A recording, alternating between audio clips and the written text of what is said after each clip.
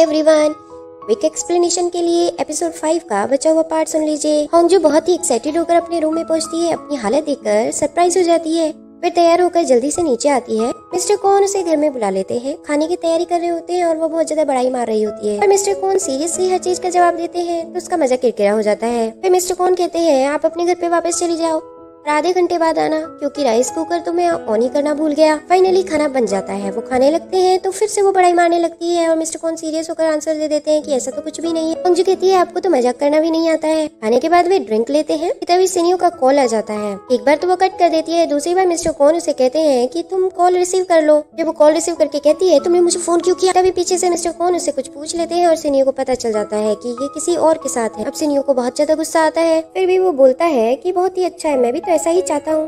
अगले दिन होंगजू किसी छोटे बच्चे के साथ खाना खा रहे होते हैं लंच ब्रेक में कि तभी उसके पास सिनियो का फोन आता है। वो कट कर देती है और कहती है मैं इसका फोन नहीं उठाऊंगी, देखना बार बार करेगा और मैं डिस्ट्रैक्ट भी नहीं होंगी।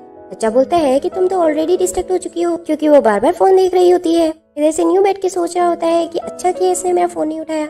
वो मैसेज करता है कि बहुत अच्छा किया और अब मेरे मैसेज का रिप्लाई भी मत करना, और मन में सोच रहा होता है कि देखना अभी कॉल करेगी। फिर उसका फोन बजता है तो वो बहुत खुश होकर देखता है, पर वहाँ पर उसका नहीं नायोन का फोन होता है, जो उसे बता रही होती है कि मैं यहीं पर काम करने आ गई हूँ पर मुझे टाइम नहीं मिलेगा तुमसे मिलने का, इसके लिए मैं सॉरी बोल रही हूँ। तभी सिनियो के ऑफिस में वो अटर्नी आता है। फिर वो बोलता है कि एक बहुत ही सुंदर लड़की आई है। फिर वो बोलता है कि अच्छा किया तुम इस टाइम पर आए हो, मुझे पिछले 5 साल केसेस की फाइल ला कर दो। अगले सीन में हम देखते हैं सिनियो का फ्रेंड सिनियो की मम्मा से बात कर रहा होता है। तो सिनियो की मम्मा कहती है मैं डिवोर्स फाइल करने आई हूँ क्योंकि मेरे हस्बैंड मेरे साथ तारे देखने नहीं गए। अब उसका फ्रेंड उसे बार में बुला लेता है मिलने के लिए। वहाँ वो चाहता तो यही था कि उसकी मम्मा का केस सॉल्व हो जाए। फिर सिनियो पहले से ही गम में भरा बैठा था और वो उसकी ड्रिंक छीन कर पी लेता है, जिससे उसको बहुत अचंभा होता है कि तुमने आज तक ड्रिंक को हाथ नहीं लगाया और आज तुम ड्रिंक मुझसे छीन कर पी रहे हो। वो ड्रिंक पे ड्रिंक पिए जाता है और बिल्कुल ड्रंक हो जाता है। यहाँ होंगजू अपने घर आई होती है तो देखती है एक बड़ा सा गुलाब का गुलदस्ता रखा है। वो सोचती है मिस्टर कॉन ने मुझे भेजा है। अब हम मिस्टर सिनियो को कैब में बैठे हुए देखते हैं। वो बिल्कुल टली हो चुका था, उसके बावजूद वो सिर्फ होंगजू के बारे में ही सोच रहा था। कि जब हम दोनों कैब में बैठे हुए थे तो होंगजू टल्ली थी और मुझे कुछ बता रही थी कि जब उसने स्कूल छोड़ दिया था क्योंकि पुलिस उसे परेशान कर रहे थे, तो एक बार भी उसके पापा ने ये नहीं कहा कि तुमने स्कूल क्यों छोड़ा, बल्कि उसे छुट्टी मनाने के लिए ले गए थे। और समुद्र किनारे 2 बच्चों को बचाते हुए ही उनकी डेथ हो गई। काश कि उसने स्कूल न छोड़ा होता तो उसके पापा की डेथ नहीं होती। ये बातें सोच सोच कर वो बहुत सैड हो रहा होता है। यहाँ होंगजू उन गुलाबों की फोटो खींचे जा रही होती है और कहती है इन्हें तो मैं पोस्ट करूंगी, कितने अच्छे हैं, कितने सुंदर है। और यहाँ मिस्टर सिनियो होंगजू के ही घर के सामने आ चुका होता है। अब होंगजू सोच रही होती है कि उसने बेवकूफ ने तो फोन ही नहीं किया मुझे, अच्छा ही हुआ बला टली। फालतू में मुझे परेशान करता था कि इतनी देर में उसकी डोरबेल बजती है और वो डर जाती है, कहती है इतनी रात को कौन आया होगा। फिर वो देखती है तो सामने वही बेवकूफ खड़ा होता है, यानी हमारा सिनियो खड़ा होता है। वो पूछती भी है कि तुम यहाँ क्यों आए हो। फिर वो बाहर आ जाती है और उसे पूछ रही होती है कि तुम मेरे घर पर क्यों आए। वो कहता है ये तो सारी ड्राइवर की गलती है, मैं तो यहाँ आना ही नहीं चाहता था, फिर भी पता नहीं क्यों ले आई मुझे। सिनियो बोलता है कि मंत्र ने मेरा दिमाग खराब कर दिया है, मैं जो चीज भूलना चाहता हूँ वही बार बार याद आती रहती है, बहुत ज्यादा नशे में होता है। तो होंगजू कहती है मैं तुम्हारे लिए हैंगओवर सूप लेके आती हूँ। जैसे ही जाने को होती है सिनियो उसका हाथ पकड़ लेता है और वो मुड़कर देखती है तो इतनी देर में ही मिस्टर कॉन आ जाते हैं।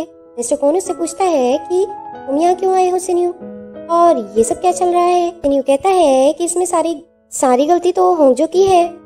अभी वो होंगजू को कहता है कि अच्छा फर्स्ट फ्लोर की किस्मत ये है।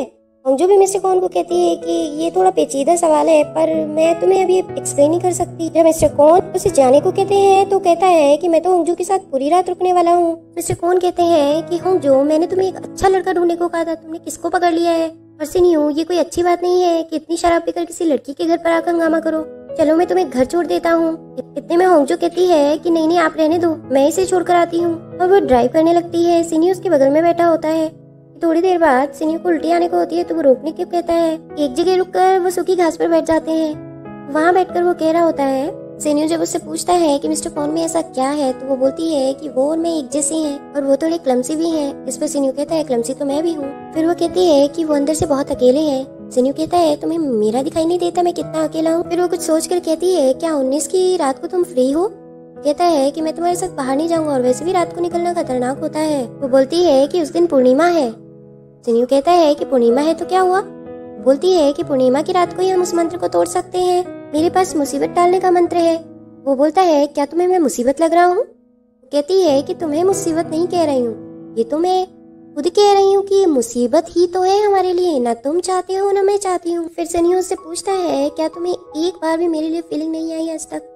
कहती है नहीं, लेकिन उसी टाइम वो ब्लश कर रही होती है। वो पूछता है कि तुम्हारे गाल लाल क्यों हो रहे हैं? वो कहती है कि मैं गुस्से में होती हूँ तब भी मेरे गाल लाल होते हैं। सनी बोलता है कि मैंने आज तक शराब नहीं पी थी, पर अब मुझे पता चल गया शराब पीने के बाद मेरी क्या हैबिट होगी। वो पूछती है क्या हैबिट होगी? सनी बोलता है कि जो भी मेरे साइड में बैठा होगा जिसे मैं प्यार करता हूँगा उसे मेरा किस करने का मन करेगा। और इतना बोलकर वो किस करने के लिए उसकी तरफ बढ़ने लगता है। वो भी अपनी आंखें बंद कर लेती है और इसी के साथ ये वाला एपिसोड एंड हो जाता है। मिलते हैं नेक्स्ट पार्ट में जो कि आ चुका है।